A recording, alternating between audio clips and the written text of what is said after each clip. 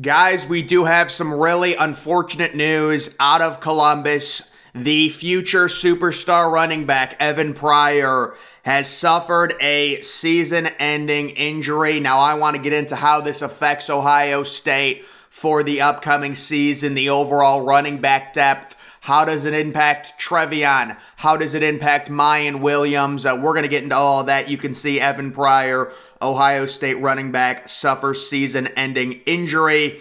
The talented, versatile running back will miss the entire campaign after suffering a knee injury in training camp on Monday, dealing a blow to the depth of a position that looked like it would have had a three-headed monster in the backfield. Now, personally, I don't really agree with the representation of a three-headed monster. I just don't think, I think it's very clear Trevion is going to get, even if Evan Pryor was healthy, Trevion's going to get the bulk of the work. Mayan is going to come in. It'll be like, it was probably going to be like, I would say a 60 25-15 split between Trevion, Mayan, and Evan Pryor. And now really this overall ups Mayan Williams' playing time. And Ohio State's running back depth does take a hit. They have only 3 scholarship running backs now. So if Trevion were to get hurt, it's going to be real tough. So this injury, while it is a position of strength right now for Ohio State, it just goes to show you why teams constantly, every single year, get 2 or 3 scholarship players at every single position because one injury. How lucky is Ohio State that Mayan Williams didn't transfer? He is going to be so critical to this team, and I would expect a little bit more Trevion Henderson as well. Originally, I think Ohio State wanted to keep Trevion Henderson really fresh, and they probably still do, and I'm guessing they still can.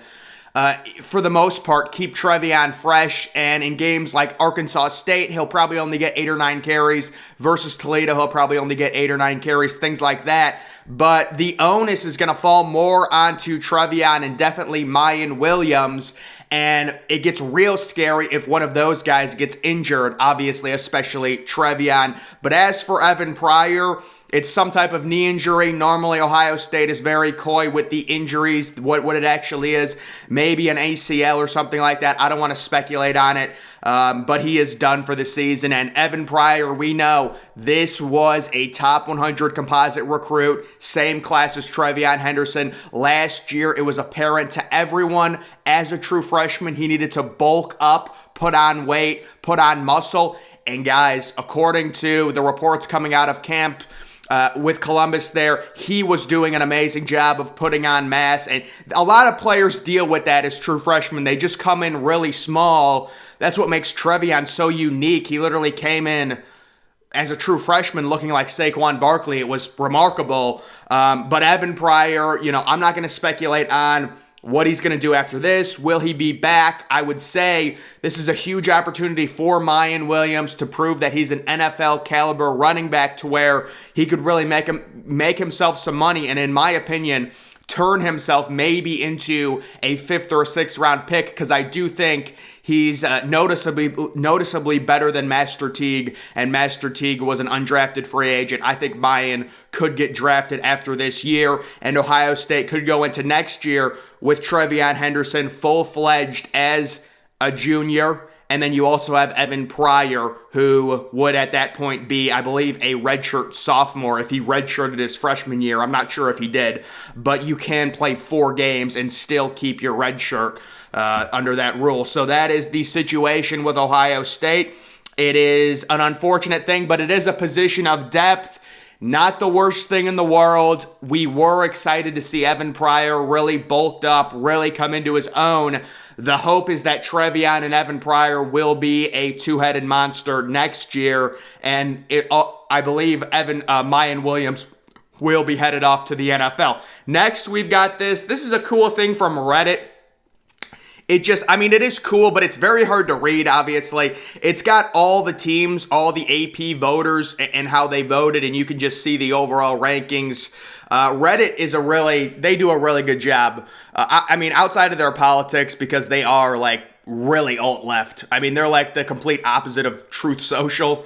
I would say Reddit is a really good site just outside of their politics, and they always do this every single week. It's just every AP voter, and you can zoom in on it. I mean, looking at it right now, it just looks like a mass of teams, but I think it looks cool. And Ohio State, there were a few voters that actually voted for Ohio State to be four. Oh, no. There was only one. One dude voted Clemson as his number 2 team, Georgia number 3, and Ohio State number 4. I mean, I don't agree with that, but I'm not going to, get completely upset. And then you take a look at this. Number of AP top 25 ballots with each team in the preseason top 4. So Alabama and Ohio State were all unanimous. We're both unanimous. 63 out of 63 inside the top 4. Georgia was 62 out of 63. Clemson, Notre Dame, A&M, Utah, Michigan, and how about Miami and USC?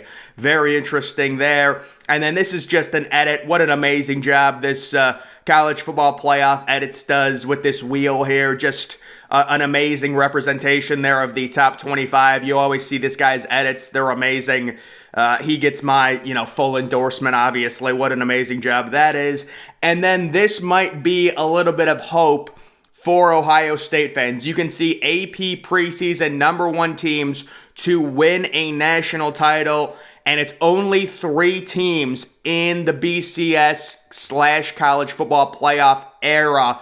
Only 3 teams. So that is a very small amount, and everyone right now, at least the way it stands, thinks the national champion is going to be Ohio State or Alabama. I'm not saying that's how it's going to turn out, but if you think about that, and you also think about this stat where it rarely happens for the number 1 team to actually win the title, that should, make Ohio State fans feel a little bit more happy. They're in a really good position right now as the number 2 overall team in the nation, and it does seem like Ohio State is due, in my opinion, for a national title based on the overall talent they've recruited.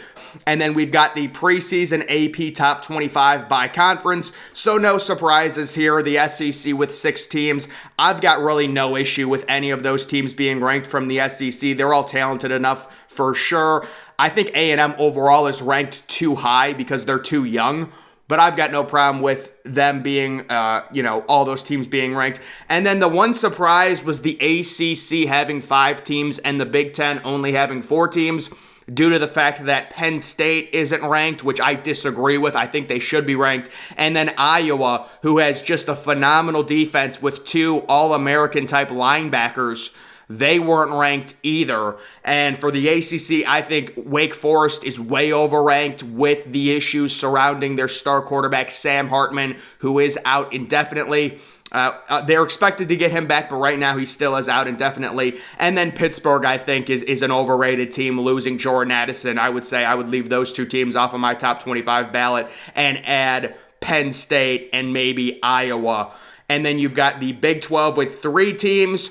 The Big 12 has, because the unique thing with the Big 12, they left Texas off the top 25, which I wonder if that had influence from the general public, because the general public has gotten really sick of seeing Texas in these preseason rankings, but it feels like if you're ever going to rank Texas in the preseason, this is the year. Because they finally have a superstar quarterback, and the one year they finally get a superstar quarterback, people actually leave them off their top 25 lists. I mean, Texas has Quinn Ewers, they've got Bijan Robinson, they've got Xavier Worthy. I just think a lot of these voters know that the general public hates hearing about the hype around Texas, so that's why they got left off. That's just my theory, but that is the major surprise with the Big 12. Oklahoma, Baylor, and Oklahoma State. I think Oklahoma State's going to lose 5 games. That's just my opinion. They're not that talented, and to me, the Big 12 is a deep conference that's going to have a lot of parity. A lot of teams are going to beat each other. They're all going to kind of beat up on each other.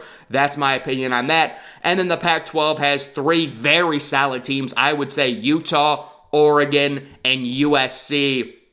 And then also, honestly, if I was doing a top 25 ballot, I know some people may disagree with this. I love UCLA. I love Zach Charbonnet. I would have probably ranked them 23 or 24 as well. But those 3 teams could all finish the regular season ranked inside the top 15. The big surprise with Utah is Utah being ranked above Michigan. I personally don't have a huge issue with it.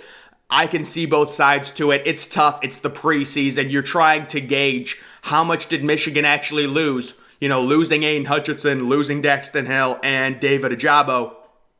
The American with two teams, it's Cincinnati and it's Houston, so I love Houston this year. I do think the American is really weak. Cincinnati is rebuilding after losing so many players to the NFL. Houston is in a position where they've got a superstar receiver and a superstar quarterback who both have experience.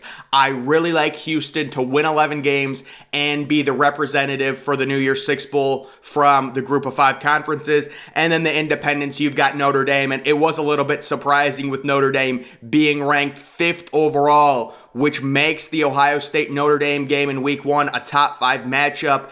And the overall line is just crazy for that game. Ohio State on the money line is minus 700. The line overall has ballooned to Ohio State minus 15.5. The hype surrounding Ohio State is crazy. And then BYU, I think they were ranked number 25th overall in this poll. So that is the overall breakdown there. BYU is always a decent team. They're an independent, so they've got a very unique schedule. And they've got some tough games on their schedule. So that'll be interesting. But guys, overall breakdown, Evan Pryor, it's a tough loss, but as long as Mayan Williams and Trevion Henderson both stay healthy, it's not going to shift this season much at all. The issue becomes if someone like Mayan gets hurt, you're going to have to start giving Trevion basically all of the touches. The only other running back they have on scholarship is a true freshman. So at this point, I would say with Evan Pryor, the outlook on him is he comes back next year, and Trevion Henderson and Evan Pryor are a 1-2 backfield next year. I'm not going to speculate on if maybe he'll go into the transfer portal or something like that. I don't know. I don't think there's a reason to, as long as Mayan goes off to the NFL after this year. Trevion's going to be the RB2, and we know Ohio State likes using their RB2. They're not just going to run Trevion Henderson into the ground. He's going to get a lot of carries against teams like Notre Dame and Michigan, but in other games, they try and limit it. I mean, we saw several times last year where Trevion only got like 8 or 9 carries. I remember the Rutgers game. So, guys, that's just the story on the injury. Let's hope it's the only big injury Ohio State is going to face. They have been beat up with the defensive backs. There's been some injuries, but they're all supposedly minor injuries. They're minor camp injuries with the defensive backs, Jordan Hancock in specific. Also, I believe there was a rumor that Ryan Turner, who is a newer cornerback, was also injured. So those are supposed to be minor injuries. Let's hope that's the case. But guys, that is going to do it for this video. Make sure you're following me on Twitter. Link to that's always in the description. I'm, of course, the Depressed Ginger. Thank you for watching.